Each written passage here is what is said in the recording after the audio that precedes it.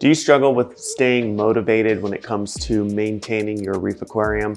Do you feel like you have so much work to do on your aquarium and you just don't know how you're going to get it done? Or are you struggling with something or going through a problem in your aquarium that you just can't seem to figure out? Well, in today's video, I'm going to share 3 ways to help you be more successful with your aquarium and to stay motivated whenever things are looking a little rough. Right now, I'm currently struggling with green hair algae, and if you're going through green hair algae, that can be a big headache. Or if you've struggled with something like dinos in your aquarium, you know how much of a headache that can be.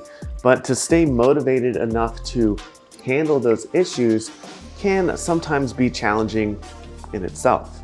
Now, I've been in the hobby for over 12 years, and I've had a handful of different kinds of tanks, and each one of them came with their own unique set of problems. Sometimes looking at the problems in your aquarium and just how to fix it can feel overwhelming. So number 1 is to work on one thing at a time. So in my case with the green hair algae, I knew that there was an imbalance with the nitrates and phosphates, and my phosphates were too high. So one thing that I changed was I added some GFO to the aquarium. Now, granular ferric oxide is what GFO stands for, and what that does will pull out phosphates in your aquarium and help bring those down. So tackle one thing at a time. So as I did that, I was doing testing to make sure that the phosphates were lowering, and I also added nitrates to the tank as well. This is Neo Nitro from Brightwell Aquatics. So adding those 2 things to the tank, that was my one-step process of, let me add this to the aquarium. I added the GFO, I dosed some nitrates to bring those levels closer to the ratio where your nitrates and phosphates should be. In my case, I was reading 0 nitrates and 0.16 phosphates, so there was an imbalance there. So dinos started to take hold once again, as well as green hair algae started to develop. So with these 2 problems happening in the aquarium, I just was really stressed out. And if you've ever dealt with dinos or green hair algae, especially having them together, you know what I mean. It's kind of stressful sometimes to take care of things in your reef aquarium. I needed something to boost my energy, something to help me out. This is called Magic Mind, and I just want to briefly talk about it real quick. It's supposed to give you a sharper mind, lower your stress, and give you better energy. So they're not a sponsor, I'm just trying it out, and I've been doing it for 7 days now. And all right, so here's my first Magic Mind. Let's see what it tastes like. Sharper mind, lower stress, better energy. We could all use some of that.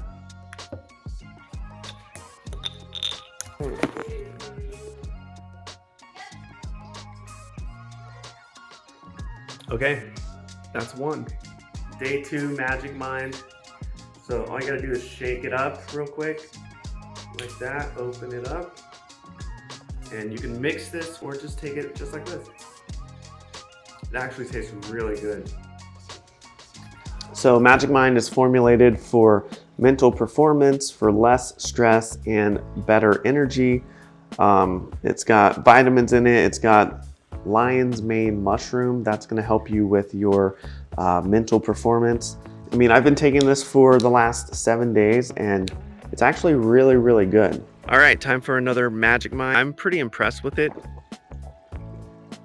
And you can take it like this, or you can mix it in with your morning coffee. It's a matcha type drink. Now, before I tried Magic Mind, I was really tired, lacked focus and motivation like we've been talking about, and I just needed an extra boost, more so of clarity and focus, and then the energy to actually do something throughout the day. This is a mental performance shot, and it's geared to helping you focus, to be less stressed, and give you an energy boost. Oh, and if you do decide to check out Magic Mind, you can go to magicmind.com/coralreef, and you can use the code CoralReef20, and that's going to save you up to 56% on your first order. So go ahead and check out that deal right there, CoralReef20 at magicmind.com.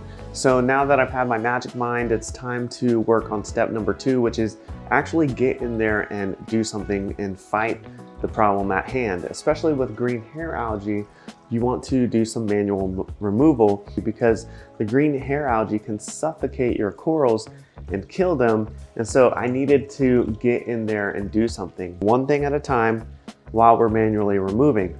So as we get in here and siphon out some of this green hair algae, we're only going to do one section at a time, and that's going to get us motivated to start working on the aquarium each day to work on different sections. So I grabbed my Hygger siphon hose here, and if you need a siphon hose, this Hygger one is great because you can create the siphon without putting your hand in the tank. I'll leave a link in the description below, an Amazon affiliate link for that. But you can see here I'm siphoning up all of the algae and dinos that are on the sand bed and cleaning up this section of the reef aquarium. It's very important to tackle it one section at a time, so you can do a little bit each day. And then once I was done siphoning the tank, it was time to do a water change because I pulled 5 gallons of water out of the tank while I was siphoning that section, so I had to replenish that 5 gallons. But getting in there and removing the algae by hand in a certain section of your tank each day will help you get rid of green hair algae. So this is the next day after working in the sand bed here, and you can see as the lights come on, the sand is looking really nice under here, but we still have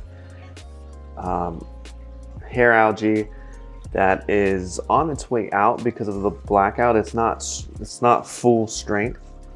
You can see that it is kind of fuzzy. It's not 100% green. It looks like it's on its way out. So now is the time to get in here and pull this algae out and do some manual removal to get rid of that. Look how big that cardinal fish has gotten. That pajama cardinal fish is huge.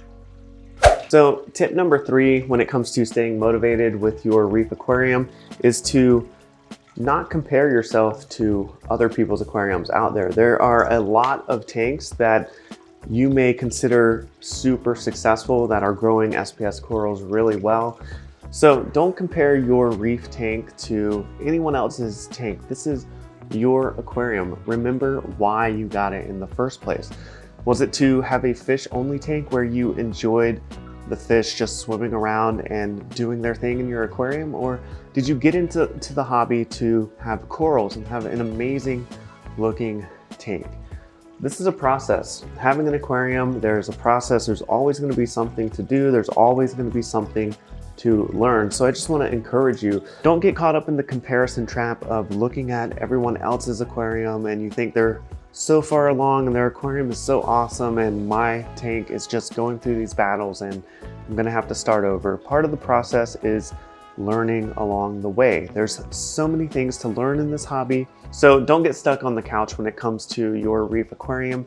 Get up and take that next step into working on your tank, whether that's doing a water change to help with your water chemistry and your parameters, or that's physically removing green hair algae like we did in today's video. Whatever the case may be, try to have fun when it comes to learning about these mistakes. I know going through it, it doesn't feel fun, and sometimes the work that you have to do isn't the funnest, but it all will lead to a more successful result in the end.